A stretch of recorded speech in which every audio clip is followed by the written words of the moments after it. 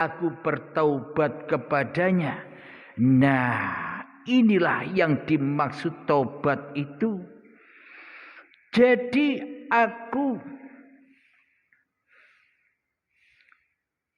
tiada Tuhan selain Dia yang maha hidup lagi maha berdiri sendiri.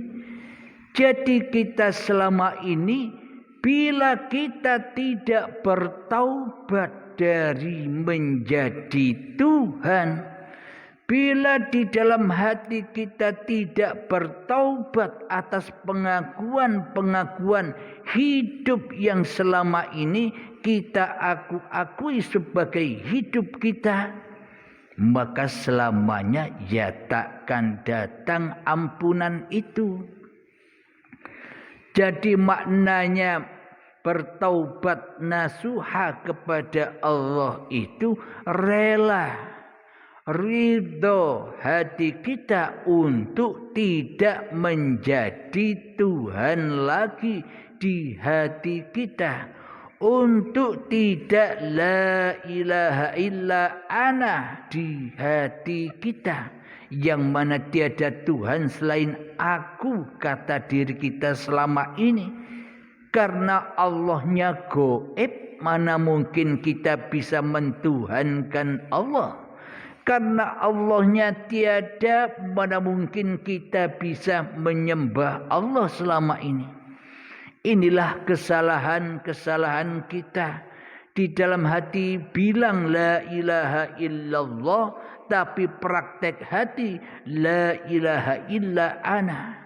Di dalam bacaan-bacaan kita tidak ada Tuhan selain Allah, tidak ada Tuhan selain Allah, tidak ada Tuhan selain Allah. Di dalam ucapan-ucapan kita kan demikian. Akan tetapi praktek di hatinya, di hati kita selama ini tidak ada Tuhan selain aku Halim. Tidak ada Tuhan selain aku si fulan. Tidak ada Tuhan selain aku sendiri selama ini. Coba hayati, coba hisab diri kita sendiri. Selama ini kan demikian. Selama ini kita banyak berdusta atas zikir-zikir yang kita lakukan. Selama ini kita banyak berdusta atas taubat-taubat yang kita baca. Taubat saja kita dustai, apalagi zikir yang lain. Taubat saja kita dustai, apalagi baca sholawat-sholawat. Taubat saja kita dustai, apalagi bisa diterima sholat dan ibadah kita. Ya semuanya penuh dengan kedustaan. Imannya dusta, akidahnya dusta, ya bukan disebut agama Islam di sisi Allah, hanya agama Islam di sisi manusia. Bagaimana mungkin disebut agama di sisi Allah, sementara hati kita selama ini jatuh ke dalam nerakanya Allah, jatuh di dalam hawa nafsu kita sendiri, jatuh berkumpul dengan iblis dan setan yang selalu mensekutukan Allah di dalamnya.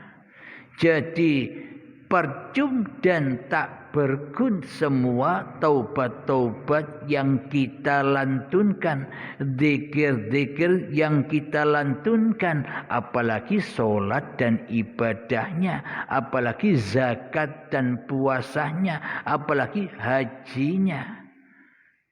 Haji dan umrohnya semuanya serba dusta. Karena apa? Karena selama ini kita tidak mengenal Allah, zat yang disembah. Kita selama ini hanya menyembah diri kita sendiri, hanya memuliakan diri kita sendiri, hanya menghormati diri kita sendiri, hanya menjaga harga diri kita sendiri di sisi manusia. Jadi Islam dan akidahnya masih di sisi manusia, masih di dalam bumi, tidak bisa naik ke langit. Agamanya tidak bisa naik mi'raj menuju Allah, akan tetapi masih mentuhankan berhala-berhala dunia. Alhamdulillahirabbil alamin. Jadi inti dari intinya bertaubat kepada Allah itu adalah tidak ngaku-ngaku lagi di dalam hati kita bahwa hidup ini hidup manusia kita. Wal hayyul qayyum wa atubu ilaihi. Aku memohon ampunan kepada Allah yang Maha Agung. Tiada Tuhan selain Dia yang Maha Hidup, lagi Maha berdiri sendiri. Aku bertaubat kepadanya. Jadi bila dikatakan bertaubat itu, ya kembalikan hak-hak Allah. Hidup dan badan ini kembalikan lagi kepada Allah. Inilah makna bertaubat.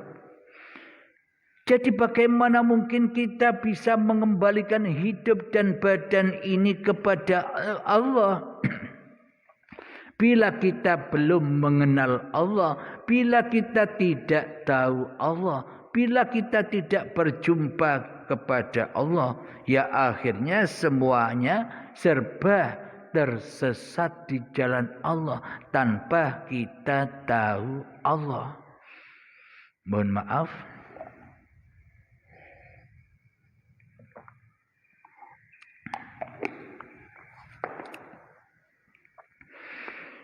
Bila kita tidak bertaubat kepada Allah, ya semua yang kita lakukan ya percuma dan tak berguna. Jadi inti dari segala inti ibadah itu ya taubatan nasuha dulu, baru bisa beramal soleh. Taubat dari apa? Taubat dari kesirikan kita selama ini. Taubat dari apa? Taubat dari keateisan hati kita selama ini. Taubat dari apa? Taubat dari persekutuan di dalam hati kita selama ini kepada Allah. Jika kita tidak taubat dari kesirikan, jika kita tidak taubat dari kejahilian hati, bila kita tidak taubat dari persekutuan hati kepada Allah, berarti kita ini Islam apa kufur di sisi Allah. Sudah Islam apa masih kafir di sisi Allah. Nah, jadi kalau belum Islam di sisi Allah, selama ini kita masih kafir, kita masih ateis, kita masih kufur, kita masih di dalam persekutuan kepada Allah selama ini. Mana mungkin diterima amal ibadah kita? Kita bukan Islam kok. Kita bukan berada di dalam agama Allah kok.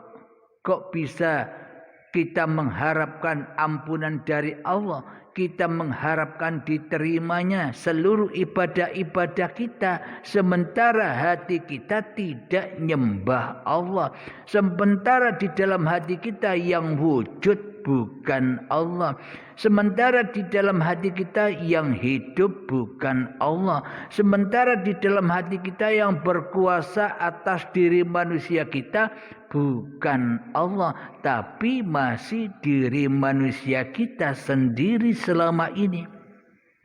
Berarti ya belum bertuhan. Itulah kebutaan hati kita selama ini di dalam beragama dan berakidah. Kita selama ini ikut agama dan akidahnya syaitan yang terkutuk daripada mengikuti agama dan akidah iman yang sudah ditetapkan Allah. Kita selama ini agama secara badan saja, secara simbol saja, tapi hati masih syirik, hati masih ingkar, hati masih mensekutukan Allah dengan diri manusia kita di hati kita. Sampai kapan terus begini kondisi hati kita? Apa kita menunggu ajal menjemput? Apakah kita menunggu yaumil hisab? Apakah kita menunggu hari pembalasan yang mana dibalas semua oleh Allah?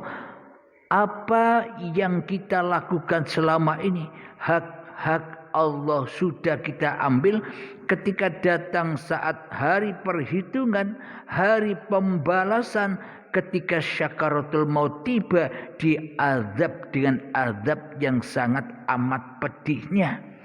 Dikelombet harta-harta yang diaku-akui sebagai hartanya, dikelombet cinta-cinta dunia di dalam hatinya, dikelombet anak istri suami yang dicinta-cintainya, dikelombet badannya yang bukan badan miliknya, dikelombet hidup yang selama ini diaku-akui sebagai hidupnya, dikelombet dengan azab yang sangat amat pedihnya saat sakaratul maut. Disucikan dari apa yang bukan hak-hak kita. Jadi saat itu kata Imam Ghazali, rasa sakitnya seperti kambing disayak hidup-hidup, dipisahkan antara kulit dan dagingnya, dan itu pun masih 1000 kali rasa sakitnya di saat datang hari pembalasan, di saat datang hari perhitungan, yakni saat sakaratul maut, yang mana diperhitungkan semuanya oleh Allah. Apa-apa yang sudah kita akui sebagai milik kita dipertanggungjawabkan. Apakah kita sudah membawa amanah-amanah dengan benar, ataukah kita selama ini ingkar dari amanah-amanah Allah? Padahal tiap hari di dalam 5 waktu kita baca, tapi kita tidak memahami makna apa yang kita baca. Coba kita ulangi lagi. Astaghfirullahalazim alladzi la ilaha illa huwal hayyul qayyum wa atubu ilaihi. Aku mohon ampunan kepada Allah yang Maha Agung, tiada Tuhan selain Dia, yang Maha Hidup lagi Maha berdiri sendiri, dan aku bertaubat kepadanya. Akan tetapi di dalam hati kita selama ini, aku mohon ampunan kepada Allah yang Maha Agung, hanya kata dusta saja. Tiada Tuhan selain Dia yang Maha Hidup lagi Maha berdiri sendiri, tapi nyatanya di dalam hati kita yang Maha Hidup, yang Maha berdiri sendiri, masihlah diri manusia kita. Jadi itu tandanya kita selama ini selalu berdusta, selalu berdusta, selalu mendustai apapun yang kita zikirkan, mendustai apapun yang kita ibadahkan. Karena kita selama ini bukan menyembah Allah, tapi menyembah hawa nafsu kita sendiri.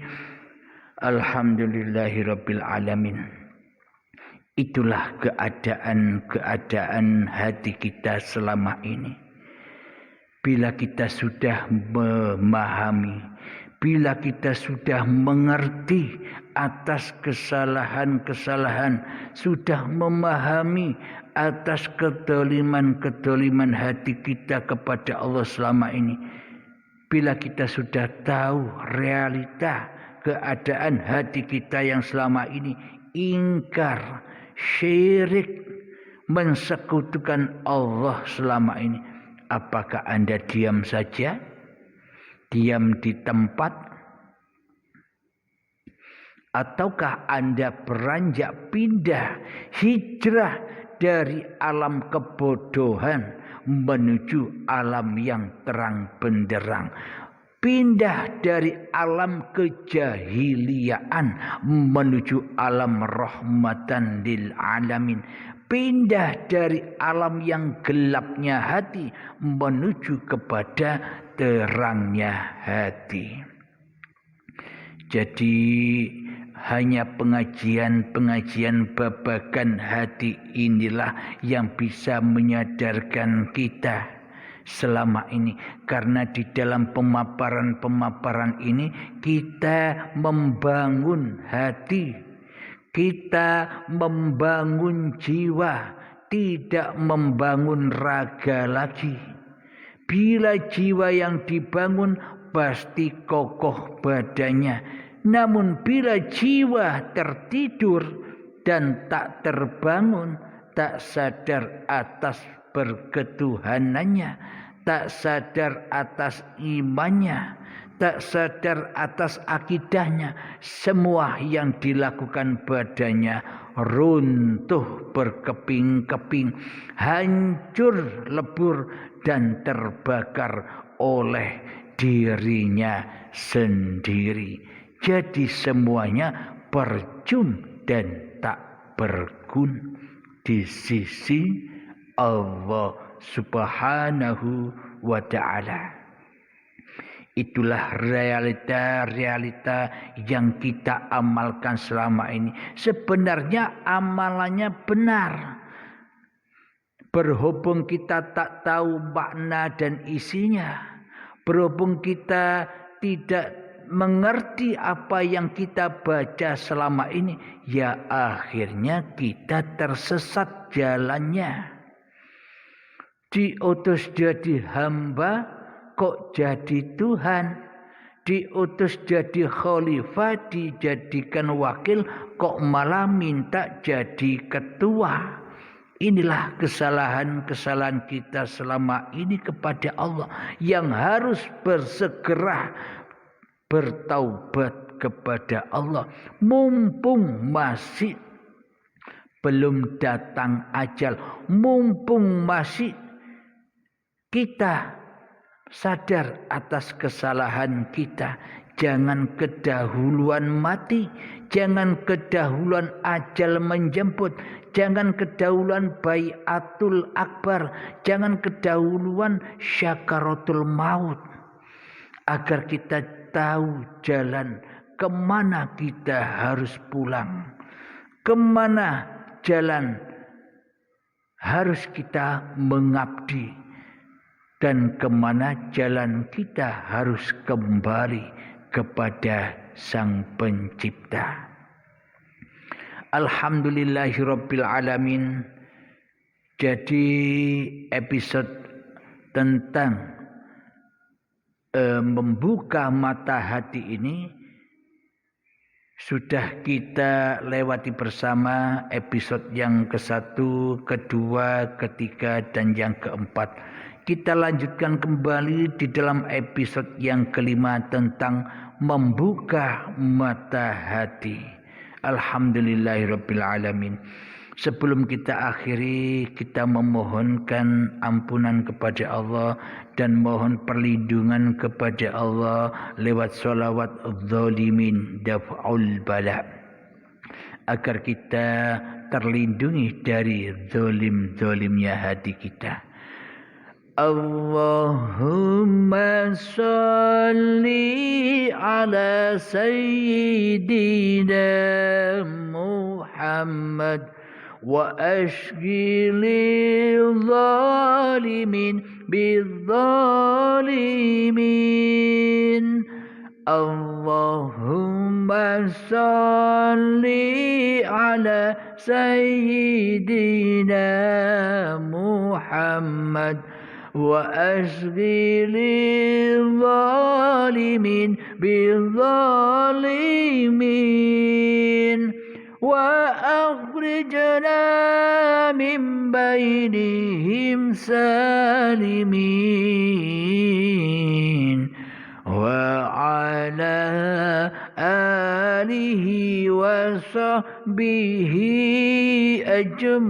أجمعين الحمد لله رب العالمين اللهم صل على سيدنا محمد وعلى آل سيدنا محمد اللهم يا قاضي الحاجات اللهم يا مجيب الدعوات اللهم يا رافع الدرجات اللهم يا محل المشكلات اللهم يا شافي الأمراض اللهم يا كافي المهمات اللهم يا دافع البليات اللهم اختم لنا بالإيمان اللهم اختم لنا بالإسلام ربنا آتنا في الدنيا حسنة وفي الآخرة حسنة وقنا عذاب النار وصلى الله على سيدنا محمد وعلى آله وصحبه وسلم والحمد لله رب العالمين الفاتحة آخر كلام Assalamualaikum warahmatullahi wabarakatuh.